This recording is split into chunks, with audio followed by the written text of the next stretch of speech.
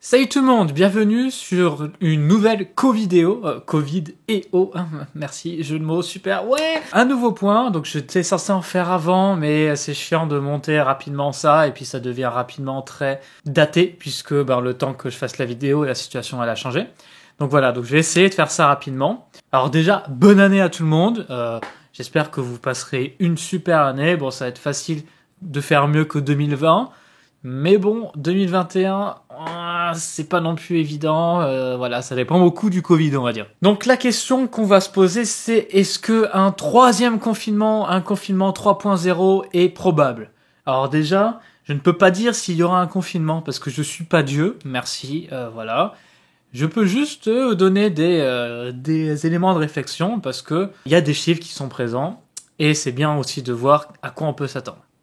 Alors déjà, on va prendre une photo de ce qui se passe actuellement, et puis après, on verra plutôt qu'est-ce que c'est la tendance. Alors déjà, commençons par le site que j'utilise, c'est Covid Tracker. Alors je vous conseille Covid Tracker, c'est super bien. C'est vraiment le site qui permet de vraiment voir l'évolution de l'épidémie avec des super graphes comme on peut voir. Ça permet de vraiment se faire une bonne idée. Il y a même les vaccins, il y a même découpé par région, il y a plein de chiffres. Allez sur Covid Tracker, c'est trop bien. Je suis pas sponsorisé. Donc déjà, passons par les cas positifs, en sachant que c'est pas un super indicateur parce qu'il dépend de la stratégie de test, mais bon, c'est beaucoup mieux que rien. C'est intéressant de voir, surtout à test égal. Donc, on voit qu'on a eu la seconde vague qui s'est faite sentir comme jamais, il y a eu un pic, et qu'on n'est pas redescendu autant que ce qu'on était descendu auparavant.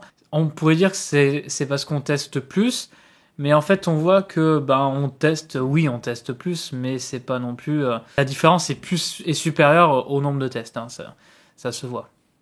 Ok. Et donc du coup on voit qu'il y a eu un espèce de pic. Alors je pense que c'est parce qu'il y a des gens qui se sont fait tester en prévention, ce genre de choses. Puis il y a eu aussi les campagnes de vaccination massive. Donc voilà. Donc ça fait un espèce de pic avant les fêtes, et puis on voit que ça remonte. Mais on voit voilà, que ça fait un pic, le nombre de cas, parce qu'en fait, il y a eu un pic de tests. Mais que malgré ce pic de tests, il y a plein de gens qui étaient pas malades. Donc déjà, c'est pas mal. Alors, mais ça veut rien dire, parce que si les gens ils vont pas à l'hôpital, ils meurent pas, etc., on s'en moque un peu. Maintenant, passons aux hospitalisations. Donc là, on voit mieux les deux vagues. C'est vachement plus visible. On voit que le premier confinement, etc., commençait à monter. On voit qu'on avait confiné vachement plus tard. Alors voilà, c'est comme ça.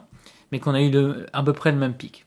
Ce qui est assez impressionnant. On voit qu'on est dans une situation assez risquée parce que on est très proche du pic quand même de la première vague. Enfin, ça fait un plateau. C'est-à-dire qu'on a autant de personnes qui sortent des hôpitaux que de personnes qui en rentrent. Donc ça veut dire que ça fait des roulements, mais c'est quand même pas terrible parce que pendant ce temps-là, il y a beaucoup de pression sur les hôpitaux, hein, et puis on n'a vraiment pas envie que ça remonte. Hein. Maintenant, regardons les réanimations. Alors on voit que les réanimations, ça fait moins un plateau, et on a eu moins de morts que pendant la première vague. Donc, enfin moins de morts, moins de réanimations, mais c'est lié. Hein, les réanimations, c'est là où on meurt le plus souvent. Donc c'est bien parce que les réanimations, elles continuent de baisser, mais on voit que ça se stabilise petit à petit. Et on n'aimerait pas trop que ça remonte. Pareil, ça serait très dangereux pour les hôpitaux. Et puis là, on a les décès qui font la même chose, qui baissent petit à petit. Ça suit à peu près la forme, etc. de la réanimation. Mais on reste sous tension, hein, pareil. C'est ça qu'il faut retenir, c'est que oui, ça diminue, mais ça diminue lentement. Oui, on n'est pas pendant le pic, mais on est quand même loin d'une situation normale. Hein. Un petit tour vers les vaccins quand même, c'est important de le voir.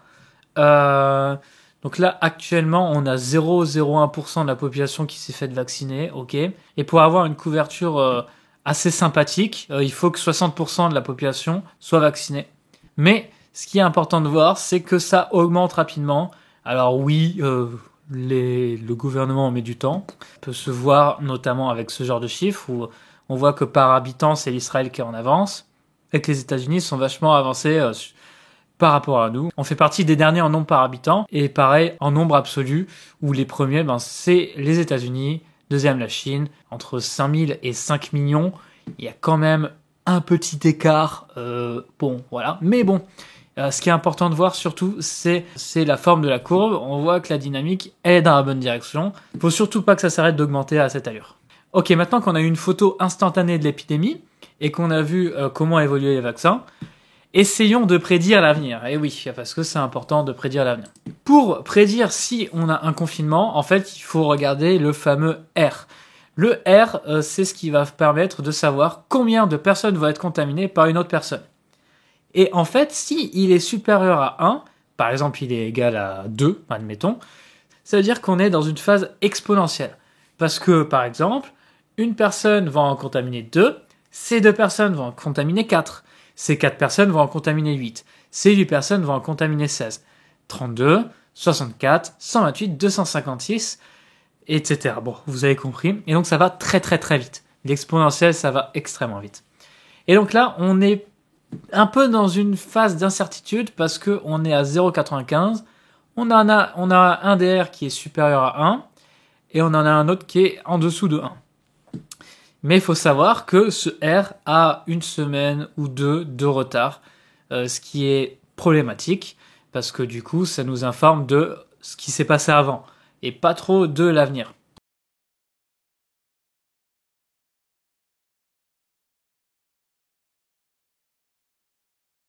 Du coup, pour avoir l'avenir, il y a une autre façon de voir les choses. Donc là, ça s'appelle Covid-19, analyse et suivi, Qualitisio. Je vous conseille aussi ce site.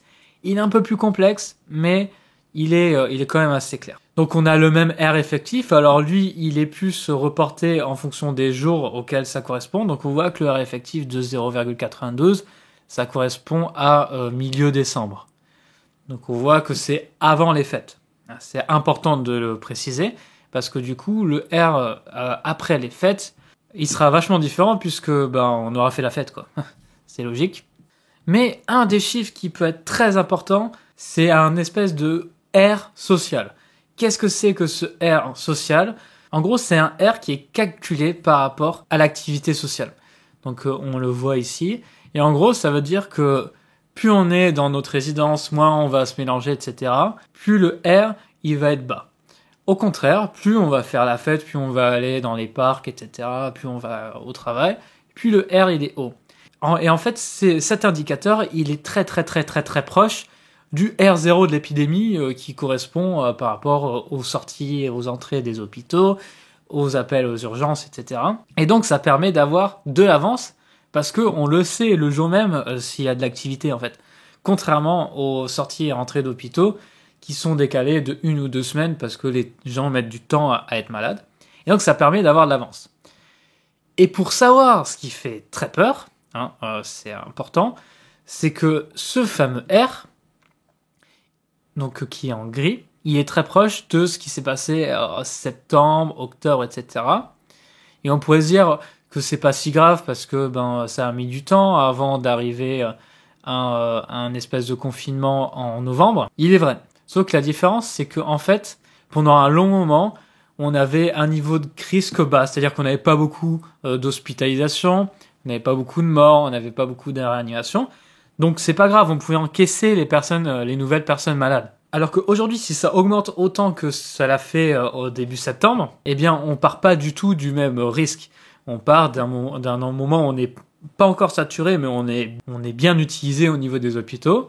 Du coup, on peut pas autant absorber les entrées aux hôpitaux. On supporterait pas une augmentation importante des cas.